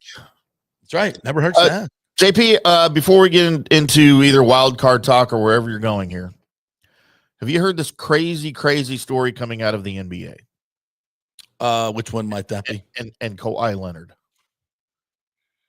No, I'm so intrigued. So it's coming out that Kawhi Leonard signed a $28 million endorsement deal for a no-show job with a fraudulent tree planting company funded with $50 million by Clippers owner Steve Ballmer, according to documents that have been obtained. So basically, what is this? A circumvention of the salary cap? Circumvention of the salary cap. I thought you were going to tell me USAID was paying for it. That went away. Speaking of fraudulent companies, and all day long, like, we have this news feed on in here, and they have all these Democrats running to the microphone, screaming and yelling about people not being killed in DC. Right. Get your troops out of the streets so we can kill our people. Bring the murder rate back up. And goddamn it, you're not coming to Chicago. You keep those troops out of Chicago. We got to kill our people. We got to thin the herd. It's a circle of life. Jesus Christ. What are we supposed to feed all these people? You keep your troops out of Chicago, because if we know one thing in Chicago, it's how to kill our people. Labor Day weekends don't go by without us taking out a good half dozen, shooting 50 more. We don't need your troops in our city. Hell no. We need your some action. We need some action going on. If we don't hear gunshots, it ain't fun around here. Like, how do you go to the microphone? How are you against people not being killed? God. What's wrong Somebody with people? Please explain. He's a dictator. Well, people aren't being shot. Saving lives? I mean, who cares what you want to call him? But if it's working. Anyway. So that's interesting. So I wonder if Steve Ballmer is how they're gonna. Yeah, I mean, we're used to hearing about that, like NIL and college and stuff like that. Before that, but now I always wondered if there was a lot of that shenanigans going on in football. The football, like, yeah, sure, Tom, we'll pay you $25 million. Wink, wink. We'll get you a couple of outside deals. Smart, super smart. I'm starting this landscape company. Will you come and be our spokesman for $28 million this year? Got a crypto company, Tom. You might be interested in. Can we? Yeah, still probably a sore subject with him. It's all right. He was great last night. He was, I'm a not anti Brady, but he's just. Sure. I don't think he really embraced the community like Baker does. But whatever. Right. He's Tom Brady. I get it. But boy, he was every bit, in his. I'm with the boys. They said so many nice things about the Bucs organization, how much he loved playing here and loved the fans and loved everything. I know in other events he's barely mentioned his time in Tampa Bay, but at least last night the show was good. The show was really good. He didn't have to go to that. No, he didn't. Absolutely did not. Did not have to go. I mean, he's got other things to do. But he's a big part of this documentary, and I think I love the fact that he loves to come back and bask in the glow of this. And he was really at home, and he was enthusiastic. He was authentic. I'll say that again. He was authentic in it. Wow. And do we have some of the video that we can show the folks here? I have. Yeah, I don't know which one's which, but I got 3. Looks like I got 4 videos here that you sent me. Can I play them if I click on them? Yeah, that'd be better on the top. The top row and then the second row to the left. So that's the wrong one. I think this is no, it's got to be over here. It's not coming out to the left. Here, I got it. You do it. There we go. There's Tommy in his all black. And Casey Phillips, who did a great job narrating last night, emceeing the event last night. He was really good. Click on another. You want me to just roll through these and see what they are? I don't know if you had an opportunity to I'll narrate them for the folks. But here's Jimmy Giles. When we won the game against Kansas City, I was just so elated. I mean, I got hydrated just being so happy, and I fell out on the ground in the mud and stuff and started dancing around. That's how I feel today about it. I mean, I still feel that way because it was exhilarating to know that we were not losers anymore, although I wasn't part of that first 2 and 24 or whatever it was. And I was just excited to be a part of it. What was it like to catch a ball from Doug? He was such a pure thrower of the football. Well, actually, it was really natural for me because I had no problem because I grew up in the same conference that he did. Yeah. And we had similar type of quarterbacks. Of course, McNair was part of that conference that we were in. Yep. But Doug was just a guy that knew black the quarterbacks game. That could He knew how to play football, and he knew how to throw the football. And I just wish we had the opportunity to throw as many passes as they do now, because maybe each of us would be already in the Hall of Fame. How many catches would you have this season? They did it the way they did. Oh, my God. He's I like right, to dream though. about it. Yeah. And believe it or He's not, right, I always dream about things that I want to happen. And I literally had dreamed of catching about 15 passes and 3 or 4 touchdowns. The game. The 4th touchdown came to fruition. Yeah, the 4 touchdown game. Passes.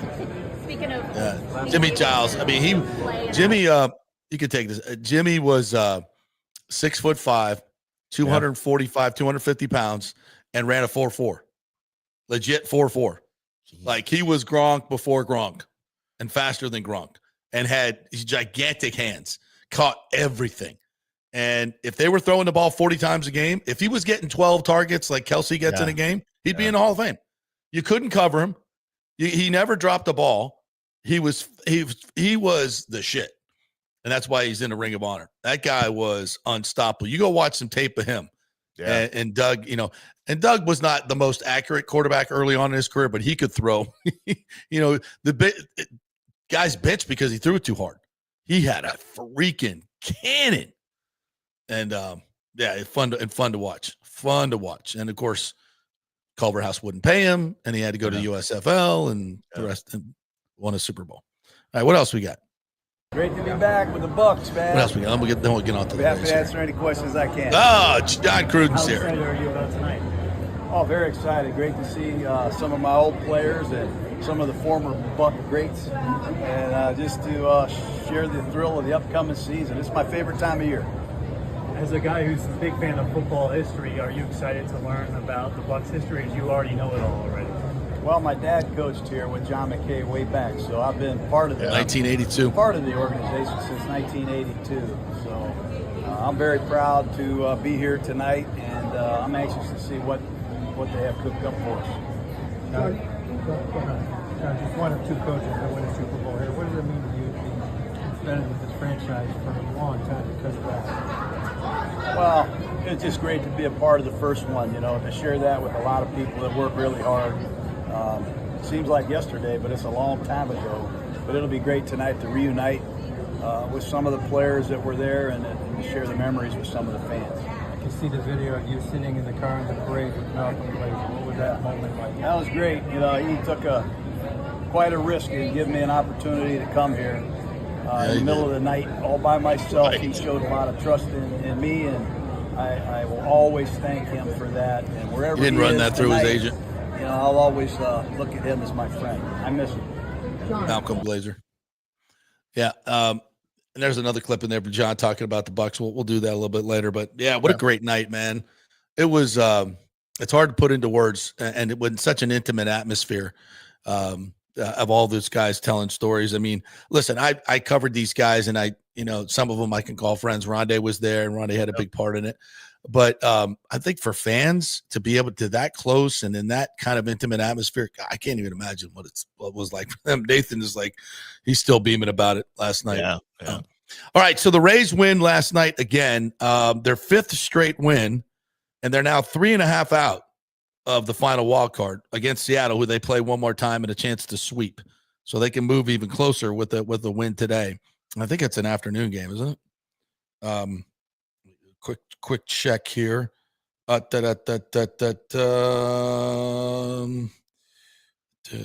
it's a night game tonight. We got a night game. All right, cool. Where's it? Yeah. So they got the Mariners again tonight. It was not a full house last night. Mark Topkin, of course, pointing that out on Twitter. You want to see the standings on the screen? Yeah, you got them. Okay. This is the wild card standings. Yeah, AL wild card right here. So the Yankees, Red Sox, Mariners, and then there's the Rays at 69 and 69. Well, it's a big day for Gronk with that one. Yeah, remember when I gave up on my Rangers 2 weeks ago and I was sleeping better because of it? Yeah. They're game out of the wild card now, and they've lost 3 of their starting pitchers this year. Wow. So yeah, they're 3.5 out. If they win today, they'll be 2.5 out. 6 in a row and over 500. Yeah, look at the Rays and the Rangers, both 8-2 in their last 10. The Rays have won 5 in a row. The Rangers had won 7 in a row before losing yesterday. And they're starting to get some good starting pitching. They got it from Boz the other day. Rasmussen was great yesterday. He's been great all year long. If they can continue to get that, and then the offense has just been incredible. Josh Lowe is awoken from his slumber. A couple home runs the other day to help win a game. Big hit last night. And Junior Caminero, I mean, what a night he had last night. Home run, 2-run double, his 40th home run, over 100 RBIs now. Just at age 22, he's the fourth youngest to go 40-100.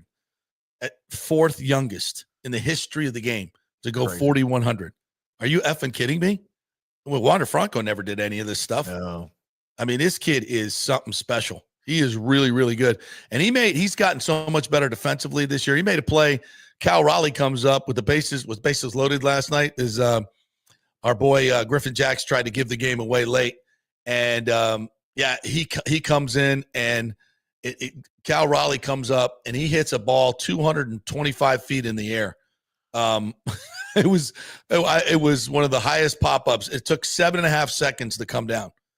And by the way, if you've been to the Stein, the lights aren't high enough. Yeah. So I guarantee this, that ball went out of the lights.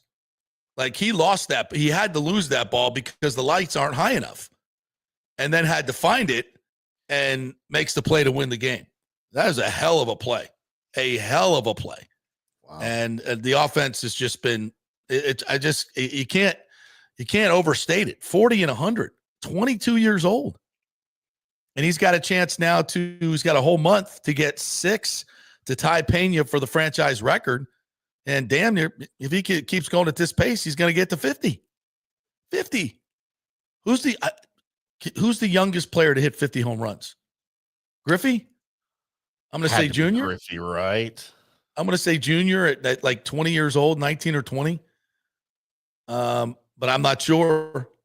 I mean, that's Prince just Fielder. Insane. Prince Fielder. Okay. 23 years and 139 days. 23. Wow. So he would break it. He would break it if he got to 50 at 22. Yeah. How about that? Bonds was the oldest at 37. Pete Alonso and Aaron Judge, the only players that hit 50 home runs in their rookie seasons. Yeah. Holy shit. I can't even imagine. How old was Alonso when he was his rookie year? Was it 23? Yes. I mean, yeah, he had to be older than 23 years, 139 days, I guess, because that was Yeah. All right. So what a win for the Rays last night. Absolutely phenomenal. It's I still don't know if they can get there. They got to go over a bunch of teams, but and just they haven't been consistent in their starting pitching. Their offense has not been consistent. Nothing has been consistent. So as good as they're playing right now, it can just evaporate tomorrow. Absolutely evaporate tomorrow. They just have not had any consistency to their game. So you don't think that they can get it done, but at this point, who knows? Let's shock the world. Let's piss everybody off and play playoff games in the Stein. God, how great would that be? This time of year, it's, you've gotten here.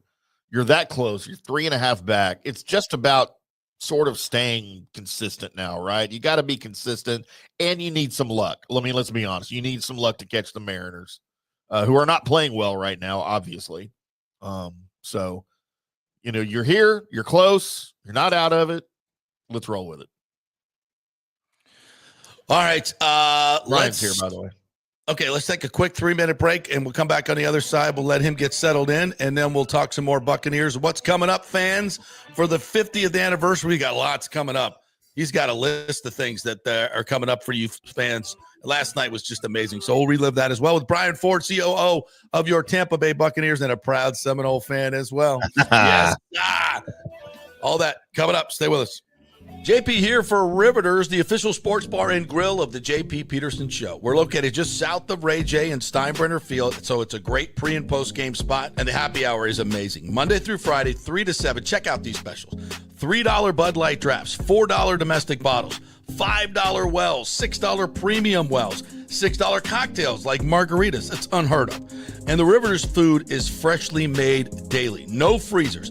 Happy hour food specials include $3.50 tacos and barbecue sliders. $6 you get edamame or chips with the beer cheese, which is amazing. $8 buffalo chicken dip, my favorite. The truffle fries, chili cheese fries, also $8 at happy hour. As well as other specials throughout the week, including Taco Tuesdays, you get $3 tacos, and Wing Wednesdays, 7 o'clock to 1 a.m. in the morning, you get our amazing wings, 5 for $5 and $5 wells and wines. That's a good Wednesday night. So if you're tired of the preppy, overpriced, generic sports bars, come see the amazing, friendly bartenders and staff at Riveters, where customer service really matters. Riveters, just south of where the Rays and Bucs play. We'll see you there. Experience the art of driving at Genesis of Tampa, where luxury meets innovation and every detail is crafted for you.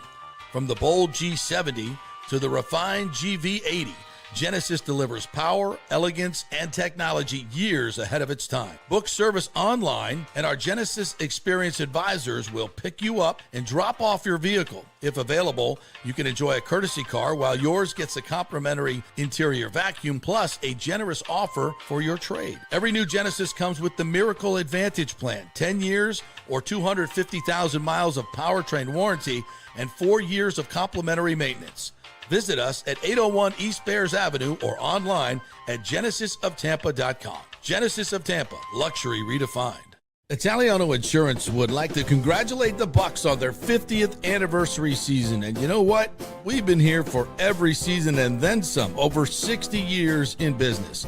We've seen some smart coaches with great game plans, but if you don't have flood insurance or business insurance, that's a terrible game plan. That could ruin you financially. You don't want to take that L.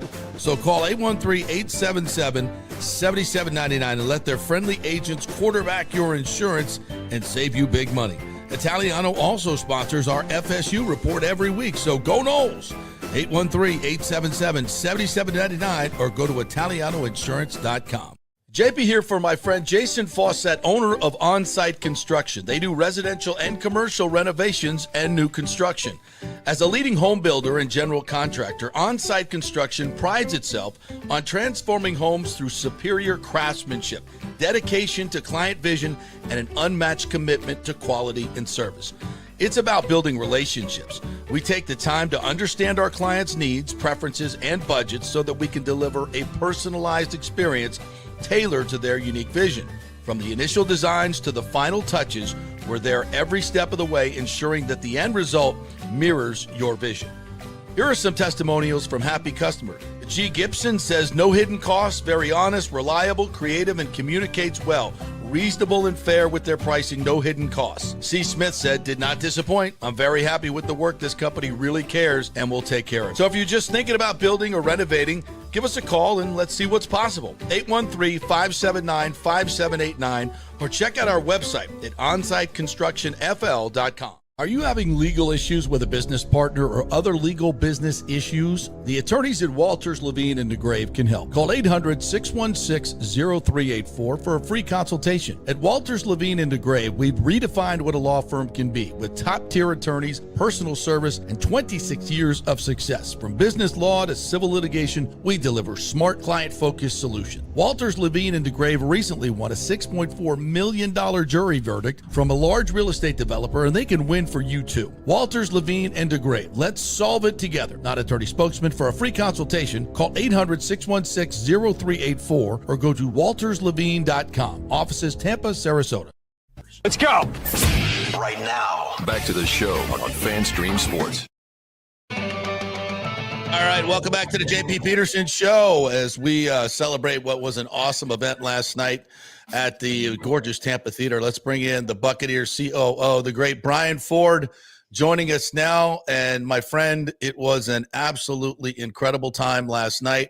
Once again, you guys do everything first class. What did it feel like for you? I know you got a lot of thanks from the fans last night.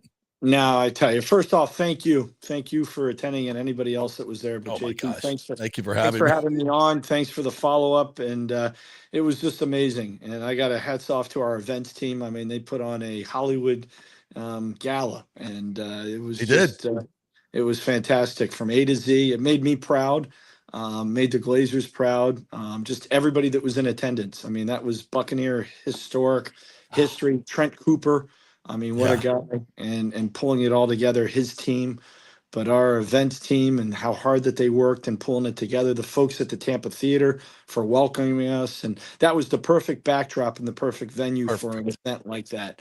And it was epic. You had current Bucs, you had, the originals, Claiborne Selman was in attendance, and Heidi Kiffin, with her mom and dad, and, in such a warm spot with Buccaneer fans, and she wanted to represent the family, and it was just Buccaneer through and through. And I can't wait for us to be able to, that's just a sneak peek, JP. I mean, that is just the tip of it. And this is going to be first off, we got to write this year because this is the 50th year.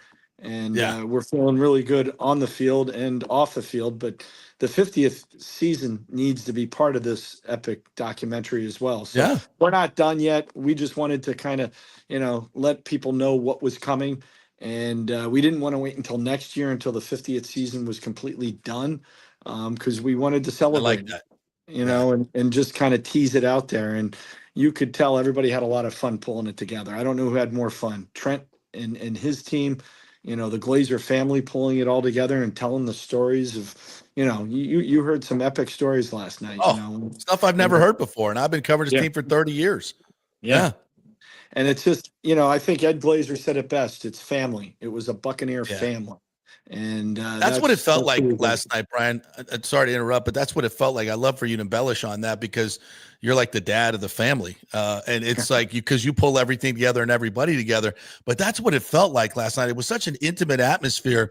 And even Brady, I thought, was so authentic. I mean, he was just like it was like with his buddies in the locker room dropping F-bombs. It was just, it really felt, it didn't feel like a highly produced event, even though it was. It felt like we were just hanging out with these guys. Just hanging out. And, when Tom heard more about what we were trying to pull together and we showed him some of the clips, and then we showed him all the clips, not only the ones that he was going to talk about and what others said in the clips, he's like, yes, sign me up. I definitely want to be a part of it. And nice. The alley story with him, I mean, that was behind the scenes stuff that you never hear, but it really, I think it spoke volumes of what he brought to the table and his expectations and how he raised the bar. And that's why we purposely wanted to kind of put that out. I didn't want Allie to be the blunt of it or, hey, he did something wrong, but that was an example of Tom and what he brought to this franchise and what he brought to the locker room and internal, on the business side as well. But no, last night was just a tremendous, and it was a great way to kick it off. As I've shared with you and I've shared with a lot of folks, we're not just doing one and done and saying, here's our 50th season, we're playing this game. And that's what a lot of teams have done, and no criticize to them, but we have a story to tell, and the Glazers are excited about it. And the players are, the different characters. And if you noticed, we didn't have, Derek Brooks wasn't up on stage because he's done a lot. Rondé Barber wasn't up on stage. We wanted to try to spread it around and to showcase a lot of different personalities that you might not have heard from. And, Doug Williams, I mean, he flew all the way in. When I shared with him what we were trying to pull together, he's like, absolutely, sign me up. And he's in the middle of getting ready for their season. Yeah. So that's how much, and I kind of shared with him that you're going to be on stage. We're going to show this clip. Let me show you this clip. And you get to tell the story and you get to reminisce with your old teammate, Jimmy Giles. I don't know who was more excited, Jimmy or Doug, but it really came off great. And I just wish the stadium was a lot bigger or the venue was a lot bigger and we could have had a lot more people because that guest list was tough to come up with. And I bet. Who was going to be there. But the mayor joined us and, Eric Hart with the Tampa Sports Authority joined us. There's a lot of people within our community that we wanted to kind of be a part of it, and a lot of people couldn't make it. There were invitations out to everyone, and but this is just a sneak peek of what our fans and what our franchise, and we're working a lot here to pull it all together. And I've shared with everybody on our side, hey, the demand is going to be high, and we're trying to kick off a season. So we're doing everything that you normally do for a season, but then we're trying to celebrate this milestone. And we don't want to do it, excuse my language, but half-ass. We want to really kick it out of the park. And it takes effort. And, our events team and our creative team, they were there over the weekend. And this is all added on top of kicking off for a regular season game. But I've shared with them, not many people in their careers get the opportunity to do something like this. So embrace it. Take the time and really, it's fandom. Each and every one of the people that were in attendance last night, I don't care what their position was within the Buccaneer family. They're fans. They're fans of this franchise, and they're meaningful. Whether it's Big Nasty sitting out in the back of the audience, or there's so many people that were there, and they're fans, and that's what kind of collectively brought us all together. And we're going to try to do that, each and every week. We're going to try to celebrate. A lot of people said, hey, you forgot about the 76 team, and we didn't really embrace that. Well, we've got a game that we're going to do. We're just trying to release this stuff slowly and keep everybody excited, because it's not one and done. It's not just one event. This exhibit at the Tampa Museum, it's opening up a sneak peek on the 26th of September, and then it's going to be open to the public from the September 27th for a month. And the museum is going to have a Buccaneers thing too. I did not know that. We're going to have over 100 pictures that takes you through pictures that you haven't seen before, JP. I mean, we've pulled them out, and it just screams and talks about the story. So, yes, you got to put the Tampa Museum in, and there is no better place to do it than at the Tampa Museum. Again, we're trying to be part of this community like we are each and every day, and to try to bring in different venues to help us celebrate is special.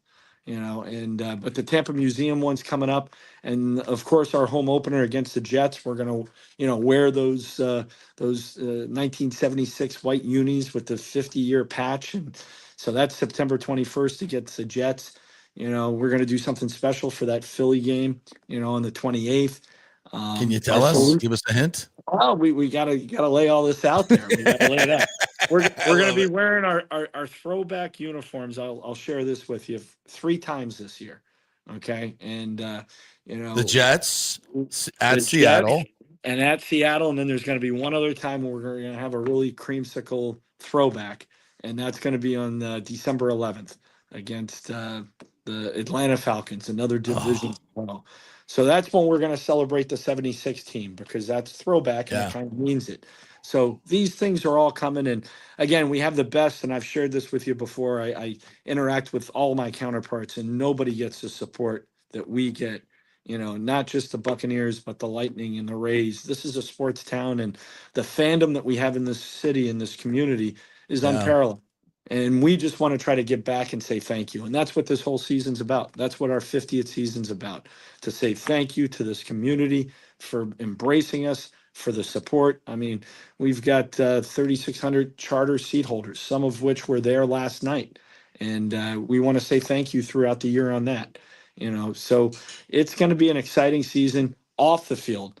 But boy, and you could tell the excitement when Mike Evans was talking with Jason Light and going after his record, but that was such a great behind the scenes story.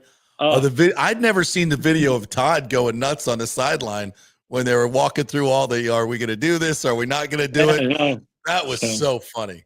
And Joel Glazer saying, the penalty the week before with the 6 yards, and yes, come back, and so there was a lot of memories. And Trent Cooper, I tell you, hats off. Nobody could have pulled this off, because he's a fan.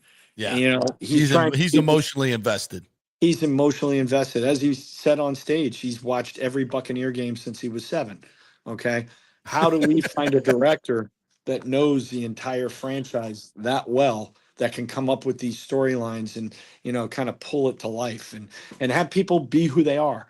And that's really what he was talking about. He just wanted people to be genuine and to tell stories. And, we're up to 10 episodes, 8 to 10 episodes at this point. We don't know. And we still don't know what platform or when. No, we don't know when. We don't know the platform. And again, this 50th season, I think in my heart that this is going to be a big chapter of this whole documentary. So we haven't even written it yet. It starts on Sunday in Atlanta, 1:00. I mean, this is the kickoff. Cannot wait. But, now this event last night, I know it was filmed. Is that going to be part of In the Current or something on the website? Will people be able to see what happened last night?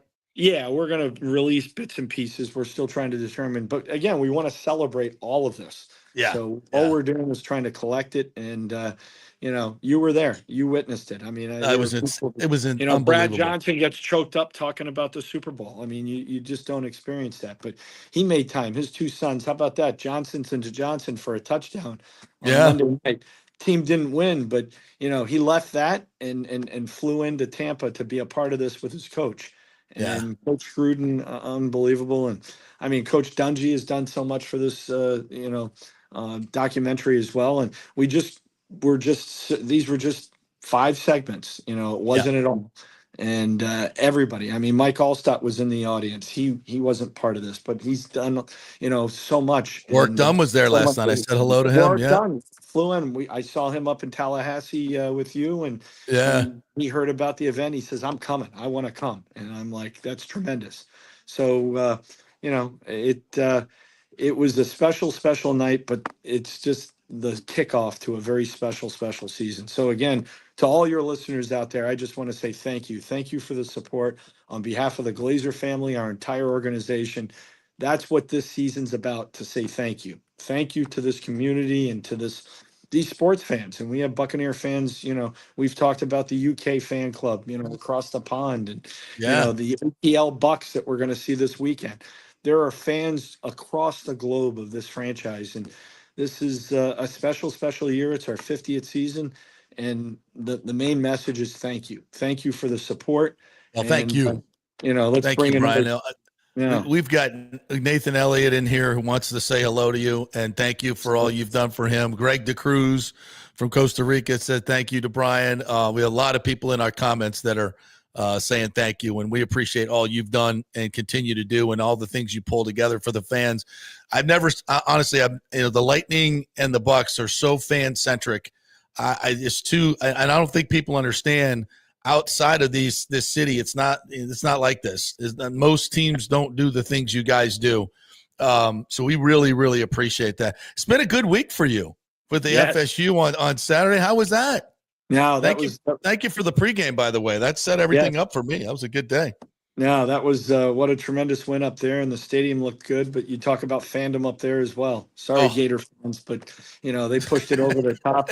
What I was most impressed with and what I was worried about was when we went ahead and it was getting right before halftime and the skies opened up, and that wasn't just a little sprinkle.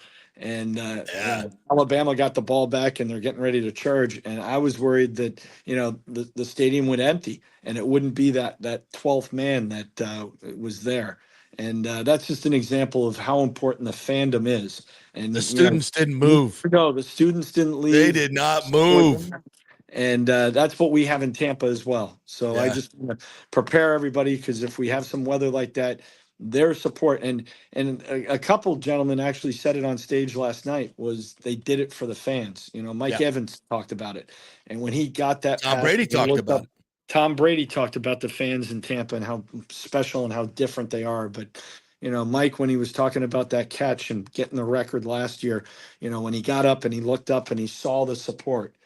He was more excited for the fans and his teammates and his coaches than for himself. And that just says so much about that remarkable young man. And, so this is a special town. And again, each and every day that we can say thank you, that's what we try to do. We're just trying to pull together some events. Don't forget about that Tampa Museum, the whole picture collage. Absolutely. Opens up on that. Special night on the September 26th, and then it's going to open up to the public on the 27th all the way through for a month. We have our Salute to Service game coming up on November 9th. Oh my God, we have new leadership at both CENTCOM and SOCOM, and they've agreed as of right now, if their schedules permit, to be a part of that great. And that's Tampa. That's in the fabulous Tampa community. Yeah. And then can't wait for that flyover. Yeah. No, that flyover is going to be unbelievable, and in our 50th year, and to try to bring back some folks. That's B2 worthy. That's all I'm saying. That's B2 bomber worthy in our 50th season. So work your magic with General Carilla, and we'll get that happen. We'll make that happen. There you go. There you go. All right, Brian. Thank you for your time, and thank you again for what an incredible event that was last night. Thank you for the invitation, and we're blessed to have you and your entire team working with the fans. It's going to be a great season. Thank you, partner. Thank you, but it starts with the Glazer family and their they've done an incredible with job this community, with the stadium, and just bringing big events and trying to maintain a venue that they didn't have to. And it starts with them and giving us the resources and holding us accountable to try to create a fandom atmosphere and to always say thank you. And what's next? And listen. And how do we change it up? How do we reinvent ourselves each and every week to try to bring that fandom alive? And last night was just such a great example of it. And, a lot of those memories were long before they owned the franchise. So, it's a credit that is that valuable. I mean, to listen to Ed Glazer on stage and to kind of talk about, the meaning of this season to him and his family is just, you're right. You don't get that in a lot of other cities. No, the owners and Trent said yesterday that Ed has watched every interview 190 hours twice. Twice. I mean, he is talking about investing. To bring it out. Yes. Yeah. No. Talk about. So owners don't do that. Yeah. No. Not at all. Not at all. And they are so emotionally invested in this, and I think the fans love to see that in their owners. And plus the fact that, they do all this stuff behind the scenes. They're not, they're not Jerry Jones out front looking for the limelight ever. They shun the limelight, but they do more for the fans and the players and creating a great environment than maybe any ownership group around. So they've done a fantastic job. We really appreciate it. It shows through. It really does show Thank through. you for that. It means something to them. But thank you for having me on today, and thank you to all your listeners. Thank you for coming on.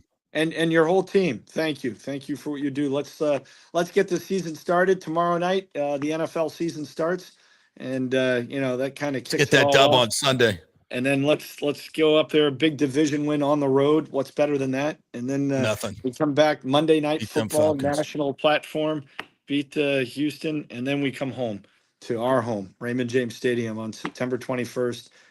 It's going to be epic. All the folks that are coming in for that game are going to be part of the halftime. So just hold tight for that. It's do not go anywhere at halftime. Uniforms, but do not go anywhere for halftime. That's going to be a special game. And I thank you again. Thank you for your time. Appreciate it. Great Brian Ford there, COO of the Buccaneers. I'm telling you, we're so lucky. How about that? To have the Cowboys COO running around, handing out popsicles at training camp and free waters and everything, and coming on all the local shows and talking to all the fans, doing all the things he does. Nope. Well, you know who the Cowboys COO is, don't you? Is that Steven? It's Steven. Yeah. He ain't doing that. Oh, he ain't doing that. He ain't doing that. You'll get more of that from Charlotte Jones. That's kind of her gig, right? That's her role. That's what she does. She's the chief marketing officer. So she does all that good, and she's really good at what she does. I love Charlotte. The rest of them I don't give two craps about, but I do love Charlotte. Rick asks, who is Brian Ford's counterpart at the race? Stu's cheap ass probably has his chauffeur, hot dog vendor, shoeshine man as his COO. I think it's Brian Auld.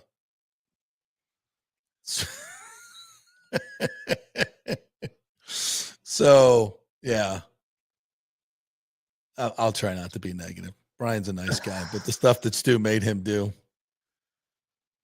as compared, like Brian Ford doesn't get to, but this is what their ownership allows them to do and makes, wants them to do, to be involved with the fans, giving back. Like, what can I do for you? What can I do for you? And over at the Rays, they're like, what can we take from you? What can we take? Yeah, the Rays, 2 stadiums. Give me one in Montreal, and you people build us one here in St. Pete, or you pay for it all in St. Pete, and we still can't pay. The Rays don't even have a CEO listed under their officers. It's like you see Brian Ford coming. It's like, what kind of accoutrement is he going to give you? A 50th anniversary badge like he gave me last night? So he's going to give me an invitation to something fun? You see the Rays coming. It's like, hold your wallet. What are they going to take? What do they want now? Oh my God. So funny, Rick. Nathan, I love you, brother. I can't put up every one of you, and I really appreciate you jumping in. Roger Goodell was asked about Taylor Swift's Super Bowl halftime show. Michael LaRue, good morning to you. He said it's a maybe. I feel like she would have already said no if she wanted. It's a maybe. It's a maybe, my ass. No, it's going to be a maybe until the Swift's Chiefs going to be doing until the Chiefs make the Super Bowl. Then she'll say yes. If they don't, she'll say no. She's doing the halftime. We're going to know 2 weeks before after the AFC Championship game. It's all in the script. Right after the engagement, then the album comes out. His American Eagle drops, and then this halftime announcement comes. I mean, come on. Gross. Are we serious about this? Gross. Come on. John Hill reminds us that Bruce Arians was on the Pat McAfee show yesterday with Joe Montana. What were they talking about? I thought that was Joe Montana. Who's what's the connection between? I mean, Bruce has coached everybody at some point or another, but I didn't know him and Montana had a direct connection. Of course he does. What else we got here? Anything else we want to get to today? Arians was on the Chiefs staff when Montana was there. Oh, really? Arians was a running backs coach. Mm-hmm. Yeah. James says, still amazing. John McKay drafted Doug in the first round to be starting quarterback. This was 1978. He was unheard of back then. So credit to John McKay. Yep. We had a very forward-thinking coach and a very racist owner in Hugh Culverhouse. He played at Grambling. I mean, he wasn't unheard of. They were a good team back then. Oh, yeah. Everybody knew about Doug Williams. He was a superstar. And Grambling, too. Somebody said, show the video of Ali Marpet and Brady. I think I sent you a little bit of that on stage. Ali's, he says he's down to 240. He looks about 180. Yeah, I don't know that I have that anymore. All right. No worries. No worries. Michael LaRue reminds us that UNC quarterback Max Johnson is the same age as Belichick's girlfriend, 24. What was she doing chatting him up on the sideline at the game? Isn't Max married? I think Max is married, isn't he? He might be. I'm pretty sure Max is married. We'll find out tomorrow. We'll ask. By the way, LSU, LSU for 2 years, Texas A&M for 2 years, and now UNC. Who's this? Max Johnson. Max. Yeah. So yeah, I don't know what's happening. He had that horrific. He was starting to play well, and he had that horrific leg injury that almost killed him. Yeah. It was Brad. It went to the hospital with him, and it was really touch and go. I mean, they were talking about amputation, all that. So to see Max back on the field is really unbelievable. And we'll talk to Brad about that tomorrow, about that whole, as a father, I can't imagine how oh that. My gosh. Right. And knowing, Brad had a very serious neck injury in his career, courtesy of Derek Brooks. This is not very nice. His good buddy. Yeah. So, all right. Anything else we need to get to today? We didn't talk about the top 25 yet. We'll just throw that up there to stop things. Yeah. Because Ohio State. What? Yeah, Florida State jumps in at 14. How about that? Right behind Florida. Seems their big win over LAU. Like What's that? Seems kind of high for them to jump all the way to 14 from it's nowhere. All meaningless at this point. Nobody knows anything. We were in the top 10 last year and ended up 2-10. Remember that? So if they want to put us up higher, let's go. Yeah, no, this is all completely meaningless at this point. But fun to see, fun to watch. Yeah. Ohio State, Penn State, LSU. Popping it back up, Georgia. So what do we got? Couple Big Tens, couple SEC, little ACC action with Miami, Oregon. I have no idea what conference they're in now. They're in the Big Ten. Same for Texas. Where are they this week? Clemson, ACC. So if we catch Notre Dame as an ACC team because they play mostly ACC team, and they are in basketball, every other sport. So 1, 2, 3 ACC in there: South Carolina, Illinois, Arizona State, Florida State. So it'll be kind of a referendum on the SEC this year, a little bit, right? A little bit. How many more good non-conference games do we have with the SEC? Florida's going to play Florida State. Obviously, Florida's got Miami, so we'll have an SEC game in a couple of weeks down there. Yeah, Miami. Let's see: Pitt, Stanford, Wake Forest, Clemson, Virginia Tech, North Carolina State, and Florida. Schedule. Yeah. So I'm wondering who's Georgia? Did Georgia playing any good out at a non-conference? They had Marshall this weekend. Are they been playing any, like last year? They started with what, Clemson or no? They had a big early game last year. I forget which year they did. I don't remember who it was. Let's see. They got Appalachian State coming up. No.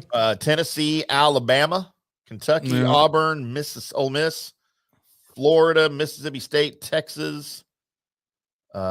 Georgia Tech and Charlotte. So their non-conference is Georgia Tech, Appalachian State, and Marshall, and Charlotte. Wow, Georgia. Wow. All right. Right. Jeez, Pete. But they play in the SEC. Okay. Well, do they play all the tough teams in the SEC? What's so big now? Not everybody can play everybody every year. That's the drawback to that. True that. All right. So Brad Johnson coming up tomorrow. Joey Johnston will join us tomorrow to talk a little USF football as well. Friday, we will have Scott Carter from FloridaGators.com with the Gator Report. And we've got, do we have Tito going to do fantasy football for us this year? Sure. Absolutely. Yeah. Okay. So whatever else you guys want. By the way, James, I did know what you were referring to there. Yes, it wasn't heard of for an African American to be a starting quarterback in the NFL back then. Yes, I'm aware of that. Yes, it was. I'm just saying he wasn't an unknown quarterback, and if anybody was going to be the first, it was probably going to be him. So yeah, absolutely. But he wasn't the first though. No, the first black was it James Harris for the was it for the Rams? I don't know. We'll look that up. All right. Thank you guys for joining us. Appreciate Brian Ford, COO of the Buccaneers, for coming on. Pat Burnham joined us as well from the Burnham Brothers College Football Podcast. Must listen. They'll drop another one today, available at 3:00 on the FanStream Sports Tampa Bay YouTube channel and their own YouTube channel, the Burnham Brothers College Football Podcast. Have a great day, everybody. We will go Rays, and we'll see you tomorrow.